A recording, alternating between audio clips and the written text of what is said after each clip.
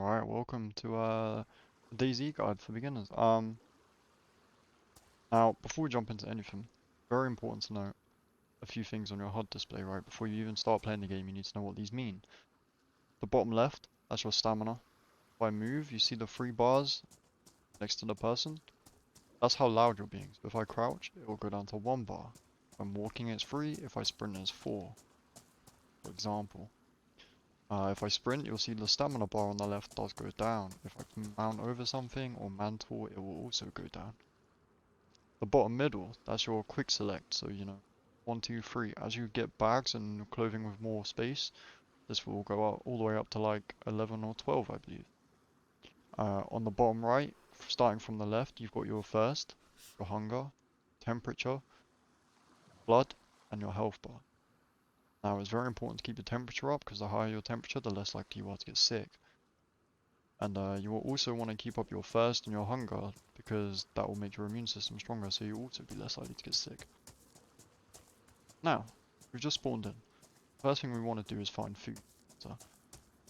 And the best way to do this, if you spawn on the coast, search these little boats. They sometimes have food on them. But if not, you can head onto the road, find the nearest road or rail track, and it will take you to a town. Now, it's worth noting as well, you will spawn with a bit of food, but if you hold on to this, you can cook it, and if you cook it, it gives you 6 times more calories. And obviously, giving you 6 times more calories, it's going to make your hunger go up a lot more. Now, as I've come over to these houses here, I've seen a crowbar on the floor. This is good because you can take this as a melee weapon. And if we put this down here on our hotbar, we can put it on one of our quick selects. Just drag and drop it down there. And now if I press 1, I can put it away. Press 1 again, I can equip it. It's just a quick select. Now that we have a crowbar, what we want to do is we need a knife. So if we find a chicken, we can cut it up and cook it. And so we can get bark, so we can get twigs, get rags, all these things that are important. I'll go into more detail as to why you need them in a moment. But now we need a knife. So now that we have a crowbar, we can actually go up to a rock and we can get small rocks from it. And with small rocks, if you get 2 small rocks, you can put them together and you can make a stone knife. I'll show you in a second. Okay, now we found some rocks, we can go up to them with the crowbar and we can gather small stones. Now if we get 2 small stones, we can make a stone knife as I mentioned earlier. And with a stone knife, we can get bark. And now the important thing about bark is, you combine bark with a small stick, you can make a fire drill starter kit. And you need the fire drill starter kit to start to light the fire if you don't have a lighter or matches. So this is also very important. Now to combine things, you put 1 in the hand, and then if you drag over whatever you want to combine it with, over the combine section, as you can see it says craft stone knife. Now if those 2 ingredients you put together can craft more than one thing, you can use the mouse wheel to change what you're crafting. Now as you can see here, we've crafted the stone knife, it will drop it on the floor, it won't put it in your inventory, keep that in mind. And now we can take the stone knife. It's also worth mentioning, if you just find 1 stone, you can also use that and hit it off of a rock to turn it into a stone knife. You don't need 2 rocks, it's just if you're unable to get a second one for whatever reason, say my crowbar broke for example, I could use this to make another one. Now real quick as well, it's worth mentioning, I would play around with your controls as much as possible. I would have your field of view all the way up just so you can get a max view of everything you can see. I would recommend having your HUD and crossbar and everything on. Again, it's preference. Some servers don't allow you to have it, so even though I have crosshair on, I won't have a crosshair when I'm aiming, when I'm looking around, because this server doesn't allow it, which means nobody has it. I'd recommend having bleeding indication on so you can see if you're bleeding. The audio, I would recommend having the audio all the way up. I only have it down for the sake of the video so you guys don't go deaf. The video, it depends on your PC. I've got all my settings on the max, but again, it just completely depends on your PC. And as for the keybinds, I'd recommend keeping everything the same. However, I would recommend changing your lean buttons. Now by default it's set to Q and E. I set this to my 2 mouse buttons on the side of my mouse, so I can aim and lean at the same time whilst moving if I need to. Okay, now that the controls are out of the way, the next step that we want to do is, now that we have a stone knife, we're able to make a fire. So we're going to go find a tree, and we're going to get some bark with said stone knife. Now, all you need to do is run up to a tree with your knife or, your hatchet or whatever, and it will say dark bark. If it doesn't say, or light bark. If it doesn't say gather bark, and it says gather firewood, that tree does not give you bark. Now, you only need 1 bark and 1 stick in order to craft a fire, and 1 bark and 1 stick in order to craft a fire drill kit. However, we're going to grab 8 so we have some for fuel for the fire as well. Also, whilst mentioning it, as you just saw, I managed to rotate this in my inventory to create space. This is a PC thing, on console this will be different. But on PC, essentially the way it works is you control the space in your inventory. Now all you have to do is hold and drag the thing you want to change, and you press spacebar and it will rotate it for you. Okay, now bushes that look like this will give you sticks. Now that we have bark, we need sticks for the fire, right? So if we come onto a bush like this, you'll see it says gather long stick. You want to do that. Now, you want to make sure you have a knife or something in your hand whilst you do this if you're not wearing gloves, otherwise you are going to cut yourself. This is going to give you 1 or 2 long sticks, and now if you put that in your hand, split it to make small sticks, and small sticks are what you combine with the bark to make a fireplace and to make a hand drill kit. As you can see, we broke that up, now we have short sticks. If I put the short sticks in my hand and I put the bark in my hand on combine, you'll see it says craft fireplace. If I use the mouse scroll wheel, I can change between hand drill kit and fireplace. Want to make the fireplace and then use the hand drill kit to light the fire. Just a quick mention before I go making the fire in the house and starting the fire. It's always good to check these cards because you can find stuff like belts, and belts just give you a little bit of extra storage space to put stuff like your canteens and stuff like that. So they're very good, and you also want to look for items that have more storage space. Now this has got the same. You can check the condition of it. This is badly damaged, and mine is damaged. Alright, so we just got that belt from the car, and now we're in the house. We're going to start a fire in this fireplace. Now, it's very important to note that when you start a fire, smoke comes out of the chimney, so people will know that there's a fire made in that house. You could get rushed by people. Now, this is a very risky house to build a fire in. As you can see, there's windows all around the fire, which means we don't have much cover. Now, it's also worth noting that zombie over there we can see on its back, it has a backpack. Now, backpacks are very useful for storage, so we're going to cut to that zombie and I'm going to teach you combat. Okay, now we're at the zombie that we just saw from the window of the house over there. We're going to approach it and it's going to get aggroed.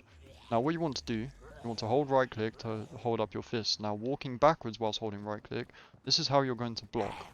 If I just tap left click whilst holding right click, it will just do a standard punch.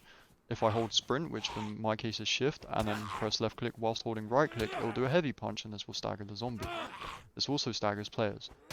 Now, if you time it correctly, you can keep it in a stun lock and you can just kill it without being hit. The reason I didn't use my crowbar and I used my fists, I didn't want the bag to get damaged, which takes us on to my next point. If you look at your clothing here, as you'll see, my pants are damaged, my bag is worn, my belt is badly damaged, my t-shirt is worn, and my shoes are pristine.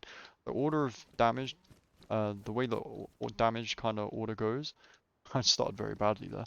The way the order goes is pristine is the best, worn is the second best, and then it will go from worn to damaged, then it will go from damaged to badly damaged, then it will go from badly damaged to ruined. Now, if an item is ruined, it cannot be repaired. If it's anything above ruined, like badly damaged, you can repair it up to worn, but if it drops below pristine, you'll never be able to get that item back up to pristine again unless you find a new one of that item. Now, as you saw, we picked up the backpack and we equipped it. Now, equipping that backpack gave us 63 more slots in our inventory. However, it added weight to us and weighed us down, so our stamina, our max stamina has now gone down a little bit. Keep that in mind. Okay, now starting the fire. Starting the fire is obviously a very important thing. You need to make a fire. So as I showed you earlier, if I combine the bark with the sticks, the short sticks, very important to note it's a short stick, we can make a fireplace. And then if we do the same thing, but we use the mouse scroll wheel to change what we can make the hand drill kit. Now if you don't have matches or a lighter, you're going to need a hand drill kit to start the fire. Once you've made your fireplace, it's important to equip it and then place it in the fireplace. Who would have thought? Now once you place the fireplace in the fireplace, you want to take your hand drill kit and light it. Now we're going to use this bark as kindling because it's very important you have fuel and kindling in the fire to keep it going. You can also use firewood and rags and stuff like that. And now we want to take the hand drill kit in our hand and hold left click on the fireplace to light the fire. Okay, now that we've lit the fire, we can put the pear in the fire, this food that we spawned with. Now there's the smoking and the cooking. You want to put it under the cooking. If you put it under the smoking, it's going to go dry, and what that does is it lasts longer, but it's going to dehydrate you and give you less calories. So you always want to put it under the cooking instead of the smoking. So now we're just going to wait for this to cook, and now whilst we wait for this to cook, you'll also notice our temperature at the bottom right is going up. Now, if you stay near a fire and stay warm for long enough, eventually you'll get the plus symbol. When you get the plus symbol, you're immune to the cold for a little while. This is obviously very good. Now we're going to sit here and watch the pear in the cooking tab under the fireplace, because if you leave it after it's cooked for too long, it's going to get burnt, and if it gets burnt, it's actually going to do worse for you than it is good. Now as you can see, it's cooked, we're taking it out of the fire and we're putting it in our inventory. But even though we've finished cooking our pear, we're going to stay by the fire until we get the plus symbol on our temperature, just because it's important to have that kind of you know, the immunity to the cold so you don't get a cold. Now real quick, it's worth mentioning as well, if you look at the pear, it says about 90 degrees Celsius. You don't want to eat it until it gets to 60. If you eat it over 60, you're going to take damage. So you want to wait for it to get to 60 degrees before it's safe to eat. Now, as you'll see at the bottom right, above the temperature, we have the plus symbol. It's also worth noting that you see how the temperature is yellow? This can go from white to yellow to red. If it's red, you're probably going to start losing health, so you don't want it to get to red. Yellow is kind of the mid-level, and then you want it to be in the white as much as possible. Okay, so I've actually just stumbled upon a frying pan. Now this is very good. We're going to drop the t-shirt out of it. This is very good because you can actually store stuff in the frying pan. But it's also good because if you have a frying pan, let me just put these in the frying pan. If you have a frying pan, not only does it give you the storage space of the frying pan to put things in it, you can also combine it with a gas stove and a gas canister and you can cook on it. So if there's not a fire nearby, you can just use the frying pan, put the stuff in the frying pan, and you can light the fire. But I'll go through that later if I can find one. Also, the same goes with a cooking pot. Cooking pot is definitely better than a frying pan, because you can also store water in a cooking pot. But more into that later. Now going into this house here, I've stumbled across... Okay, now going into this house here, I've stumbled across a collar dress. Now, if I go up to this with whatever, my knife or my crowbar, whatever it may be, you'll see how it says craft rags if I hold left click on it. This is actually good because if you craft rags, as you can see here, you can make things with the rags and you can also use them to bandage yourself. Now, I wouldn't recommend bandaging yourself unless they're disinfected, which conveniently enough, there's a disinfect spray here. Now, as mentioned earlier, when you combine stuff, put it in your inventory, you get the next thing, which is in the frying pan. That's annoying. That's the only problem with the frying pan. It can be very annoying like that sometimes. But if you combine the disinfect spray with the rag, and I hold left click, essentially this now will act as a bandage. And if I start bleeding, I can bandage myself without having to worry about getting an infection. As you'll see, if I hover over it, it says disinfected in a grey text bar. Now, if you do get infected with the blood infection, you can use the disinfectant spray. If you hold it in your hand, it will come up with a prompt to hold left click. If you hold left click, it will disinfect you and get rid of your infection. This isn't instant, but it does get rid of it. Now with the rags. If I hold the rags in my hand, you'll see at the bottom left, crossed improvised hand wraps. This is good because it means I can make myself some temporary gloves. If you use the mouse wheel, you can make many different things. And you always want to make sure you have shoes. So if your shoes are ruined, you can actually make temporary ones with rags. Very important to know. Now, the two most important things you can make with the rags, should you not have anything covering your face or your hands, are the hand wraps and the face wrap. These are going to keep you the most warm. And the gloves are also going to allow you to be able to... There's a player in here. Hello?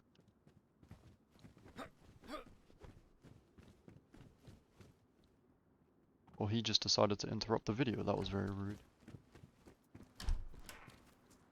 You'll find that most of the time, players are not friendly. So that brings me to my next point. Avoid players where you can, because they're probably going to try and kill you.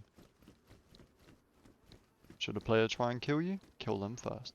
Now, as you can see here, we've actually found some food on the shelf. We're going to grab this food, because obviously we can eat this, and this is very, very good.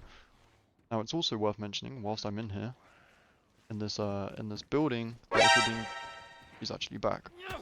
So we're actually going to kill this guy, because he is just causing us issues. Or at least we're going to try to kill this guy. He has got a stun block here, and the zombie is aggroed on us, which is not good. Looks like he's not finished with us. He's going to come back for the kill. Because the zombie is in fact aggroed on us. Okay, we're in trouble here because now we have two zombies aggroed on us and this player. This is not looking good. Hey, you want to help me, bro? Now have three zombies aggroed on us, so we're going to go back into this building. This player is probably going to come in after us, but this puts us in a very, very bad situation. So to try and benefit from the situation, we're going to sit in this corner here blocking, and we're going to wait for him to come in.